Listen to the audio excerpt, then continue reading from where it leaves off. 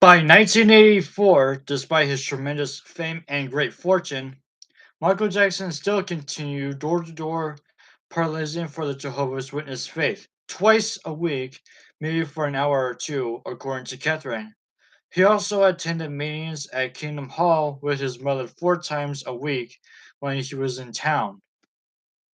An example of a typical day of spreading the word, wearing a disguise, a mustache, hat and glasses, and a tie and sweater, and holding a copy of The Watchtower. Michael stood at the door of an apartment in suburban Thousand Oaks, California, one morning in early 1984. "I'm here to talk to you about God's Word," he told the young girl who answered the bell. She slammed the door in his face. He went to the next apartment. "Today I'm here to talk about God's Word," he said when the door opened. He was invited into the apartment and the door closed behind him. Louise Gilmore recalled the day Michael came to visit. "It was very odd. At first I thought it was some kind of trick-or-treat gag. A young black man came to my door wearing what was obviously a phony mustache and beard and a big hat. His face was too smooth for that facial hair. He looked like a little boy playing grown-up. He had this soft little voice and looked harmless enough. 'Can I talk to you for just a moment?' he said. Politely, I decided to let him in. He sat down and pulled out all of these books and pamphlets from a bag. 'You should read these,' he said. He gave me a little speech about the Jehovah's Witnesses, which I paid no attention to, so I can tell you what he said. He then had a glass of water, thanked me, and went on his way. I don't think any of it except my what a polite little boy. The next day, my neighbor said to me, "Did Michael Jackson come to your house too?" I said, "What are you talking about?" When I put two and two together, I almost fainted. I kept the material he gave me as souvenirs. No, I did enjoy the religion. More than ever before, Michael considered himself a strict Jehovah's Witness. He didn't believe in blood transfusions, Easter, and Christmas, which he viewed as pagan days, or the celebration of his own birthday. He also did not believe in pledging allegiance to the flag. In April 1984, he would attend the T.J. Morrow Foundation's dinner honoring Walter Yankovic, president of CBS Records. Michael refused to be seated at the dais until after Monsieur Vincent Poma delivered invocation and the choir pledged allegiance to the flag and then sang the national anthem. Ooh, excuse me. Despite the fact that Michael was devout and no doubt had donated quite a bit of money to the religion, the church's elders were upset with him in 1984, mostly because of the Thriller video. Michael had been so impressed with the horror fantasy film An American Werewolf in London that he employed the services of John Landis to repeat his directorial duties, and then he hired Rick Baker to create special effects on the Thriller video. The 14-minute video was budgeted at $600,000. At this time, an artist could make a decent video for about $25,000. John Brecker felt that Michael was overextending himself and advised him that they should find another way to pay for the Thriller video. John and Michael came up with the idea of a video entitled The Making of Thriller at the same time that the video was being taped. Extra footage of how it was done, including interviews with some of the key figures and even Michael himself, would be shot. John then approached Vestron Video, a video disc- distribution company, and had them pay approximately $500,000 for the right to distribute the product. Afterward, John went to MTV and told executives that their Michael was doing a 60-minute documentary, 1 hour, and that if they wanted to show it, they had to pay for it. At the time, MTV didn't even pay record companies for the right to air videos because it was considered terrific promotion to have an artist video air on the cable music station. Well, today there is such negotiation of money between MTV and artist managers, attorneys, and record label executives. That was certainly not the case in 1984. However, because Michael was so popular, MTV quickly agreed to finance part of the making of Thriller if Michael would license it to the station for official debut. The video ended up costing a little over $1 million. The Showtime Cable Network also paid for second rights to the video. In all, MTV and Showtime put up nearly the whole second half of the $1 million. The Thriller video combined illusion and reality, skillfully weaving one into the other. The story opens with Michael pulling his white Chevy convertible only to the side of the wooded road. In a line that has been around since 10 minutes after the first model to roll off the assembly line. Michael turns to De Ola Ray, a former Playboy counterfoil, and says, I'm afraid we're out of gas. However, instead of staying out and romancing, they start to walk. He asks her to be his girl. She accepts. I'm not like other guys, and then tells her in a soft and whispery voice. Of course not, she says, brushing off one of the great understatements of all time. That's why I love you. No, Michael insists. I mean, I'm different. As the moon comes up from behind a cloud, Ola discovers how different Michael really is. How many other guys sprout fangs, claws, and whiskers and bray at the moon as they turn into a werewolf? He chases her through the woods. She trips. She is flat on her back. He hovers over her, clearly up to no good. Just as the monster is about to attack, the camera focuses on Michael and Ola as part of a movie theater audience. Dressed in a more modern fashion, they're their 1950s style counterparts on the screen. She is cringing in horror while he is clearly enjoying the scene. I can't watch, she says, getting up to leave. Reluctantly putting aside his popcorn, Michael follows her out of the theater, playfully taunting her about her fears. He begins singing Thriller as they walk along the deserted streets. When they pass a graveyard, an assemblage of ghouls emerge from the graves and crypts to surround the couple, with skin the color of mushrooms, blood dripping from the corners of their mouths, and eyeballs bulging halfway of their heads. They look as though they have been moldering for a long time.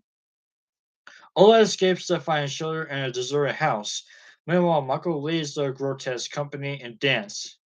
His features contoured and menacing, his blood-red clothing contribute to his sinister appearance.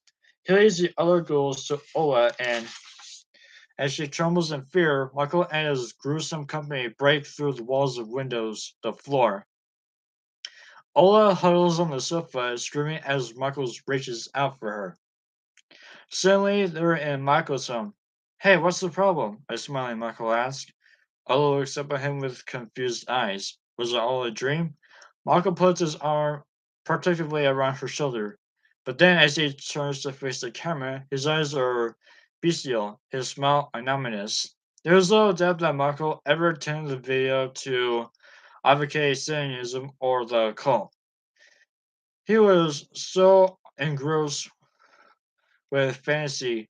Thriller was no scarier to him than Halloween. After all, when he finished a hard day's work on the set, he went home to a bunch of dead-eyed mannequins in his bedroom.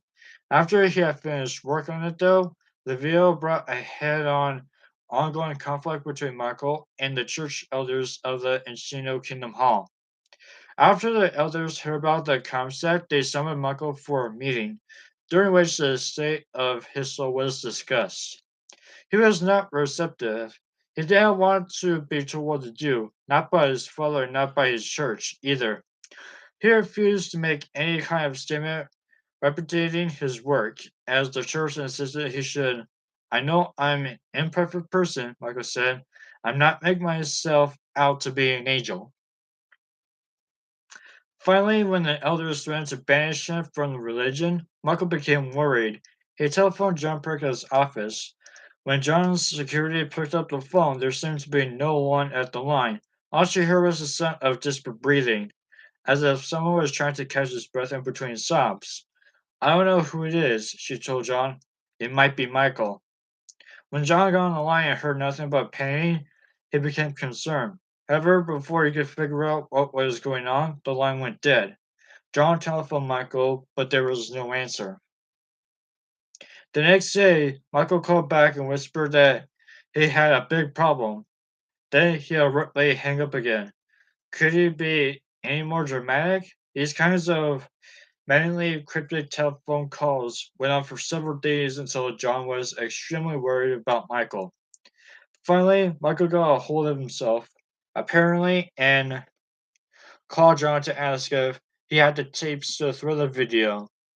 When the attorneys said that he didn't have them, that they were in the processing lab, Michael instructed him to retrieve them.